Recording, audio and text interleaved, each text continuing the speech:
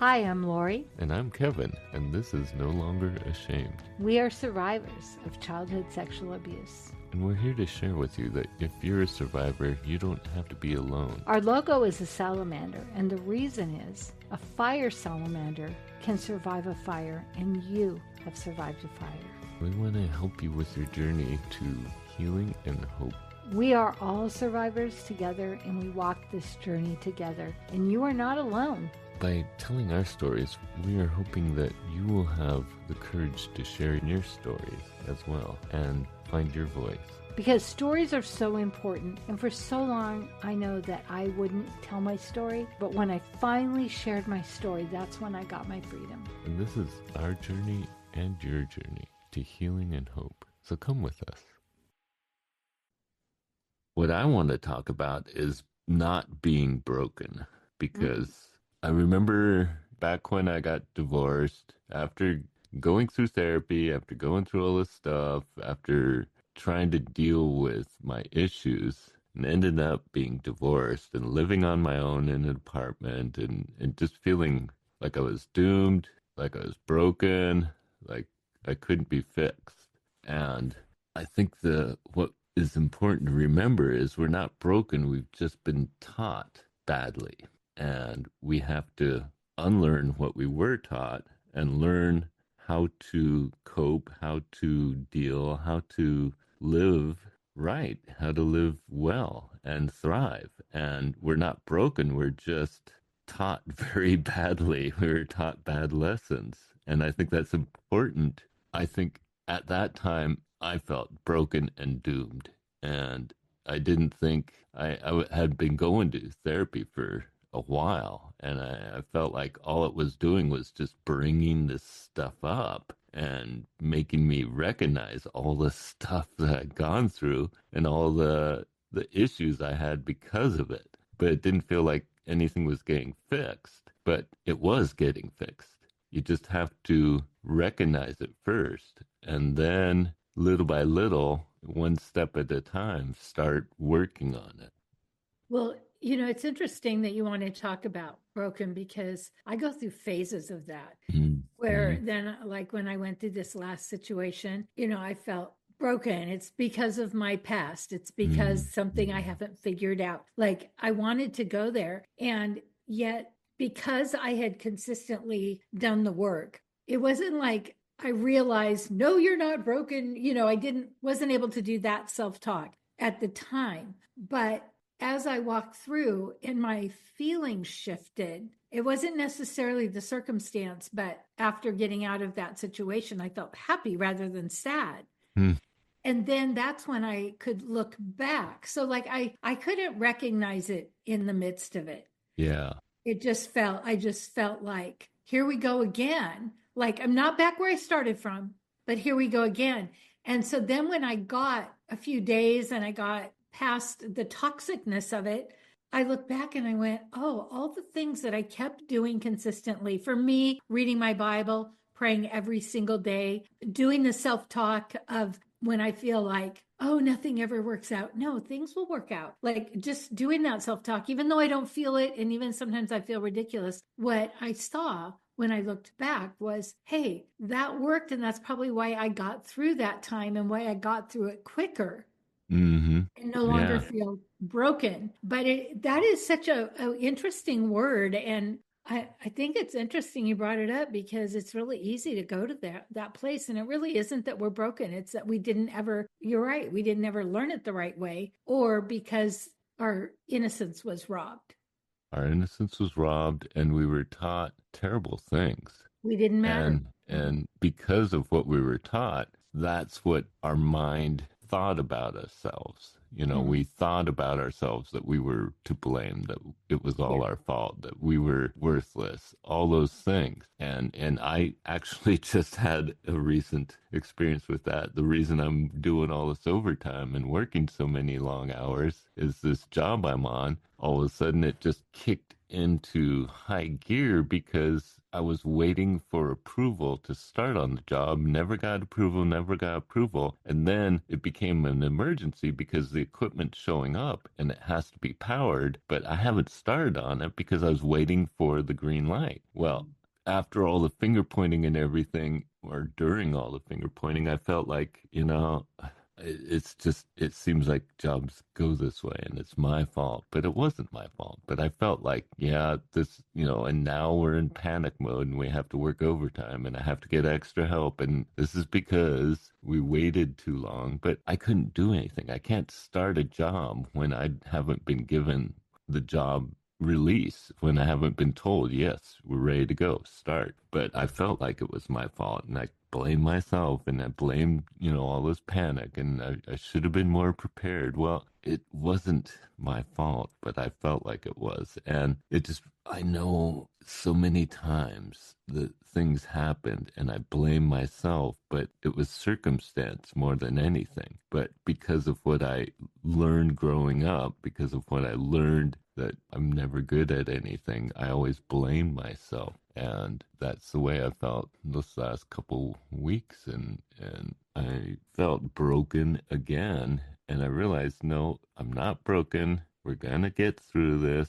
I don't know where I saw it, but I saw something, a post on Facebook, and it said these different sayings to memorize, Oh. and one of them was, this will pass. And that's, really short, but it's really important at times like this. Mm-hmm. This will pass, because there are times when you're caught up in this whatever, and you feel like you're never going to get through it. And yet, a month or 2 months from now, you won't even remember, or it won't even affect you. And the other one was, you're not a failure as long as you keep trying. Oh. And that one was a big one for me because I felt like a failure even before I started trying, even before I started doing it. I felt like, oh, this is such a mess. But I hadn't even started on. And here I am a week into it and things are going good. We're getting there. We're progressing. Things are going well and everything's working. It's just going to be a lot of work. It's 3 or 4 weeks worth of work compressed into 2 weeks of time. So that's why I'm under stress, but stress is hard, but it's not necessarily bad. It's just sometimes you got to deal with it. But I always feel like if there's stress, it's because it's my fault and I haven't done a good enough job, but that's not always true. And I think as we go through the process, we realize we can change, we can improve, we can deal with our issues. It just takes time. But at the beginning, we feel like, okay, I'm going to therapy. I want things to be fixed because, my life was wrecked in just however long it took during the abuse. Can I just change that now? Can I just make it better now? I'm going to therapy. I should be able to deal with this stuff. But change doesn't happen like that. It takes steps. And like you said, we progress and then something happens and we regress a little, but then we realize that we have the tools to deal with it.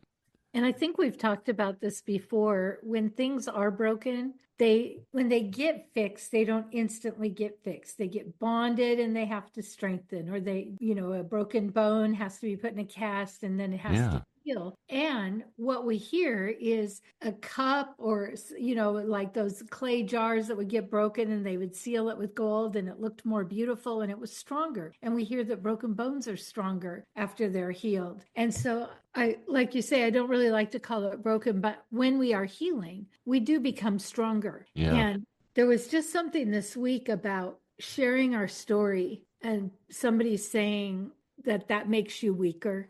Oh. And it has made me stronger. And every podcast guest I've had on my other podcast and every guest we've had on here, when they've shared their story, they have felt stronger. Yeah. They have felt better. Were they totally healed? No, but it was a step. And I think that that's the connection. When we isolate and we don't say how we feel or what's going on, and sometimes it's because we don't really know. Like I remember in the early years, I had all these feelings, but I didn't even know what they were. Yeah. But as I went to counseling, as I began to heal, as I began to identify them, then the bouts, the bout I had, it comes around a little quicker Mhm. and I get stable again.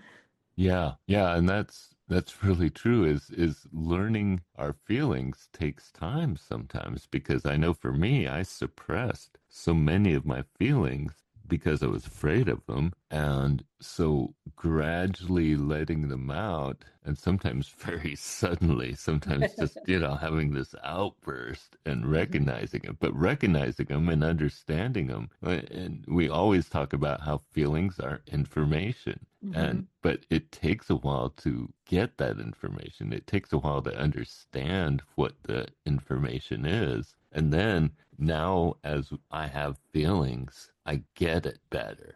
I understand what those feelings are. I also have a better perspective of where they're coming from generally. I know where they're coming from quicker, and I know why I'm having those feelings, and they're not beating myself up all the time. It's like I can have feelings, they're not hurting me. I know where they're coming from, and I know I could just get over them or get through them and not have them just bring me down. And it's never too late. I was speaking with a senior lady older than me, and I'm a senior. And she had gone through recovery later in life from alcohol. And she had got herself together. She'd gotten a job. She'd done all this amazing stuff. And she was saying to me, and she's probably been clean and sober for like 20 years now, in Mm. her mid 80s. And she said, I always, when I'm reading an email or something like triggers me, which what she was saying was when I feel strong emotions, she said, I instantly reply because I've got to fix it right now. Oh, And she said, here I am at my age and I'm learning, okay, don't even respond. Just sit with that. If it's, mm-hmm. I got to fix it, or that's not right, or I'm being sideswiped, or whatever the feeling is. And I thought, isn't that amazing? At her age, she's willing to learn, she's willing to recognize, and then even share with me. I have to Yeah. like not respond and I have to sit with these feelings and I have to like figure them out. Yeah, yeah.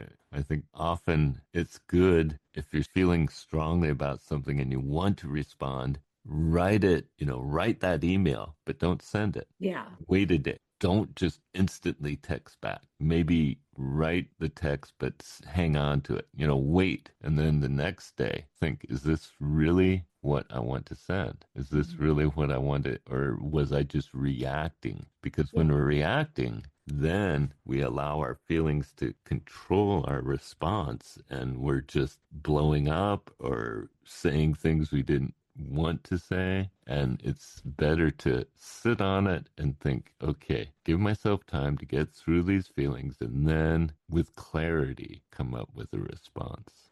Along with that, there's been so many times when I have been offended. I've read something or someone said something and I've been offended, and I learned early on to act, not react. So I don't respond, but then later I'll go back and read the text and I had read it wrong. Yeah. It wasn't saying, but I got triggered because I thought I was bad. I Mm-hmm. thought they thought I was wrong. I thought they thought. Mm-hmm. And so often, if we even take a minute to just reprocess it, relook at it, is this a trigger or is this, like we always say, where's the outrage? If we're seeing someone being abused, yeah. But when it's something that we're being triggered and stirring emotions that maybe don't seem appropriate for the situation, Yeah. like we're overreacting, okay, what's that about? And can we just take a deep breath and sit with it? And it's hard, but it's so good if we can. Yeah. But I think that's one of the things I'm recognizing is I don't feel broken anymore. I don't Oh, feel like when things happen that, yes, sometimes I feel like, oh, it's all me. And then I have, time to reflect and I realize, well, no, I didn't have control over this. This wasn't necessarily my fault. I'm in this situation, but we can deal with it. You deal with it rather than just feel like a failure, feel like I'm broken, feel like it's all my fault. And it's that perspective that changes because back then I would have been just crushed. And because of that, not been able to handle what I had to do because I was so busy feeling bad about myself, feeling like I couldn't do anything right. And so I wouldn't be doing anything right. Exactly. And I think that that's the overcomingness is when we get to the point that we're not self-loathing and berating ourselves, that we actually can do even creative things. Because when we're stuck in that, it's hard to be creative. We're just kind of like, it's the difference of surviving versus thriving.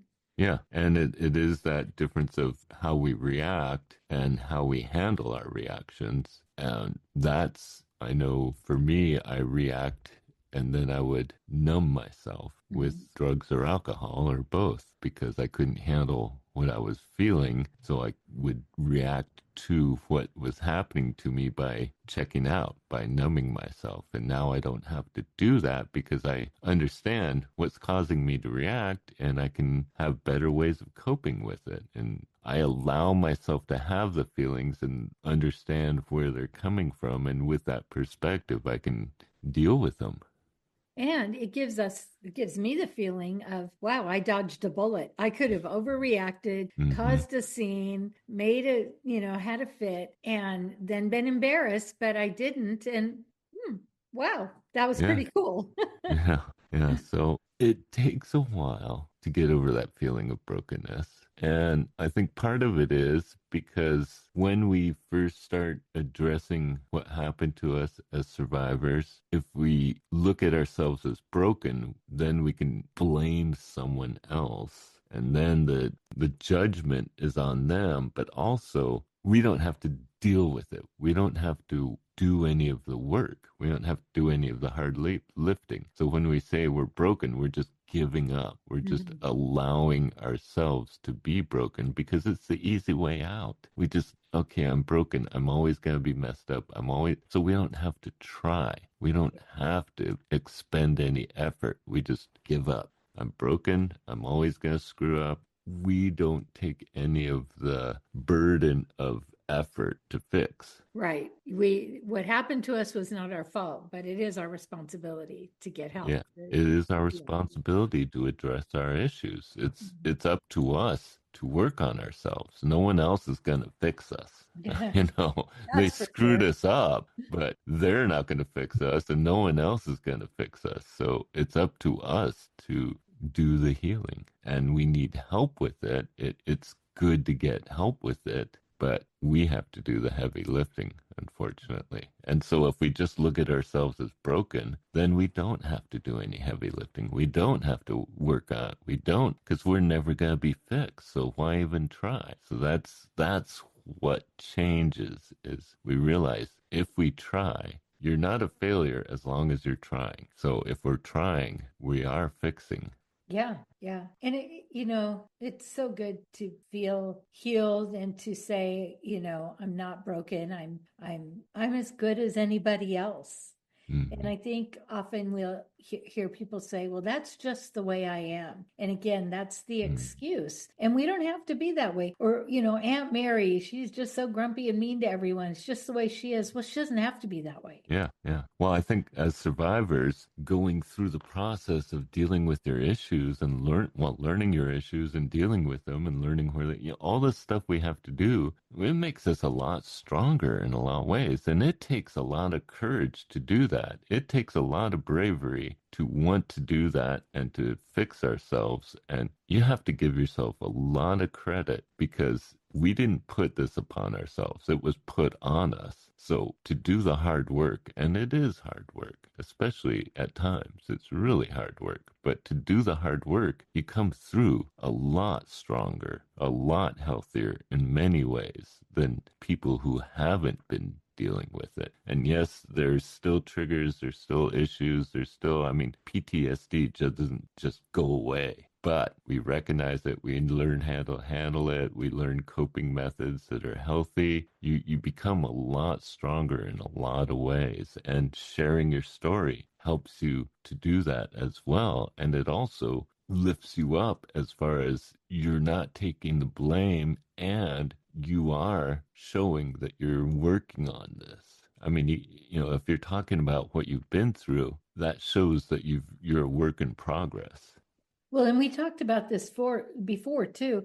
PTSD, what if we said post-traumatic stress injury? Because it's Hmm. really an injury more than a disorder. Yeah. If Yeah, we I look like at it that as a better. disorder, then we say there's no healing from it. But Yeah. if we look at it as an injury, because that's why we have it, Yeah. and there can be healing. Yeah. So PTSI. Yeah. Mhm. I'm going to start calling it that. Mhm. And if people ask me, what's that? I'll be like, well, post traumatic stress injury. And Yeah. it's mindset. It all goes back to what we're choosing to Hmm. believe. And we can listen to people or we can listen to our own thoughts when we get in those places of, I'm terrible, it's all my fault. And I think that's something you and I have in common. We think Hmm. everything's our fault. And I think we've come a long way, but there are situations. So I went and stayed at a beach cabin and it has an elevator because my family owns it and there's a person that was injured. And so they have an elevator. And I thought, I want to go, but I'm afraid I'm going to break something. And it was so silly, but I didn't want to be the one in the family responsible for ruining the beach house. And I get there and the elevator is not working. And they're like, try this, try that. And I'm like, I'm doing all the things. And I'm just like, of course. But immediately I went, okay, this isn't my fault. I'm not doing anything wrong. I couldn't get it to move. But it's funny how instantly I wanted to go there. And then I was like, Hmm. no, I'm not gonna accept that. It's not my Yeah. fault. Yeah. And then something in the toilet broke and they because it is older house, it's not that old, but the people I was with texted the owners and the owner texted me and goes, it's not your fault. Because they know how I am. And so it just Yeah. showed me, we can sit and take, oh, everything's my fault, or we can go, no, it's not my fault. And if it is, I'll fix it. Yeah. And yeah, it takes time to get there. Mhm. But it is, we've talked about how we can change our brain with our mind. Mhm. The language is important. The language we speak to ourselves and the language that we talk to others is important. How we Mhm. talk about what happened to us. All of that changes our mindset to where we get to the point of not taking the blame and not feeling broken. Right. Because if we're feeling broken, then we feel like we can't be fixed. Mhm. And that's not true. Not true. So Yeah. we're not broken. We're just a work in progress. Which brings me, I know it's time to wrap up, but why is it that sometimes we think everything has to be going perfectly and that means we're doing what's right? Like mostly we run into trouble, we run into yields and traffic lights and all the things in traffic. And yet, so when I was going through some hard things, I'm like, does this mean I'm not doing it right? It's like, what if Yeah, it just means there's some hard things in life? It's not a yeah, matter if you're doing it right or not. It's just that things happen. yeah, yeah. Life's a struggle at times. It's not always a struggle because of our fault. It's just Right. things happen and you Mhm. got to deal with them. And how you deal with them is what's important. And that's the important part is not going, oh, my life's a mess and it's all my fault. It's no, my life's a mess because all this stuff is happening. But what am I going to do about it? What am Mhm. I going to do to deal with it and unmess the mess? Yes. And it's possible. It just takes a mindset of you're not a failure as long as you're still trying. Mhm. That was the big thing for me this past week was you just keep plugging away and working at it and you'll get through it. But Yeah. don't just give up and say, I'm broken, this is a mess, it's all my fault, I give up. Right. That's So so good. yeah, sometimes it takes crisis to kind of gain perspective, but And also, sometimes these things that may seem bad might actually be good once we walk through them. And, it's our perspective. And just some things I've walked through lately seem bad, then good, then bad, then good. And I was like, Wow. I think we've talked about the story of the farmer who his donkey ran away, or his horse ran away, and the neighbor came by and said, "Oh, that's bad." And he goes, "Well, maybe it is, maybe it isn't." And the farmer's son went out and found the horse, and it had collected some other horses. So he came home with all these horses, and the neighbor came by and goes, "Wow, that's really good." And the farmer said, "Well, maybe it is, maybe it isn't." And so then the son tried to break the horses to ride, and he broke his leg. And the neighbor came over and said, "Oh, that's bad." And the farmer said, "Well, maybe it is, maybe it isn't." And a couple days later, the military came through and was taking all the young boys, and his kid couldn't go because his leg was broken. It's like we just don't know. Yeah. We Yeah. want to put judgment on things, and we just don't know. Yeah, you can't tell the outcome, but you can control what you're doing about it right now. But I know when I was going through the depths of the hardest stuff, when I was dealing with being a survivor at the beginning of coming out, and then dealing with being divorced, going through a divorce, and then dealing with, just all that stuff, it really didn't feel like it was going to get better. Yeah. But I didn't give up. Even though it felt like it wasn't going to get better, I just knew there had to be a reason I was going through this. There had to be a different outcome. I didn't know what it would be, but I wasn't going to give up. And I think that's just what kept me going, was I wasn't going to give up. There had to be a reason I'd gotten that far. So I think even when it just feels like nothing is ever going to be better, it will. It's just you can't give up as long as you keep trying. You're not a failure. You're not broken as long as you keep trying. Yeah. That's our word for the week. You're not broken. Not easy. Part of me remembered what it felt like back then and thought, do I want to really talk about that? But it's important because so many survivors, once they do tell their story the first few times, then things start come crashing down and it feels like there's no escape. There's no light at the end, but there is. Yeah. And that's why we do this podcast. We want people to know that. And by sharing your story, then you get the freedom from telling it, but then other people are like, "Oh, I'm not alone." And when you tell your story and people go, "That happened to me," it's like, "Oh, it's not just me." Because how often do we feel like we're the only one that's ever happened to? Yeah. So that's it for today. We are going to have a prayer time if you want to stick with us. If not, we believe in you. We want to hear from you. We want to hear your stories. If you like this podcast, please rate and review, because that's how other people can find us. And we really want to spread this message. Father, I thank you for all your blessings.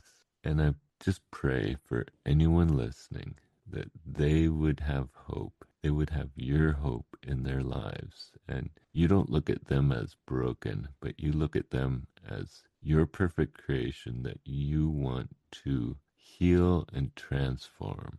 And Lord, I just pray for your presence in their lives. And they would feel that light inside of them, that they don't have to look for the light at the end of the tunnel, but they would have it inside of them, that you would be there with them. Lord, I just pray as long as we still are breathing, that we would still keep trying, that we'd still keep moving forward, even when things get so difficult and we feel like it's our fault and we feel like our feelings are just overwhelming us, to pause, to reflect, to find a safe place, to have our feelings and get through those feelings and reflect on where they're coming from, and that we can change the way we think. We can change our brain through how we speak to ourselves and how we look at things, rather than looking at them as we've been taught, those terrible lessons, that, Lord, you would share with them the lessons you want them to learn, that they are loved, they matter, it wasn't their fault, they didn't deserve it, and they deserve to heal, and you want them to heal. In your name I pray. Father, I pray for survivors, that they will realize they're not alone, and that hopefully our stories will resonate and that healing is so worth it. It's so worth it, but it takes strength and accountability and a hope for a future. And that's what you want for us, is hope for our future. And the enemy wants to take us down, and that's the last thing you want for us. So I pray that we will see the light, that we will see there is hope, that we'll see we're not alone, and that we'll be able to take one little baby step towards freedom and towards healing. In your son's holy name, amen. Amen.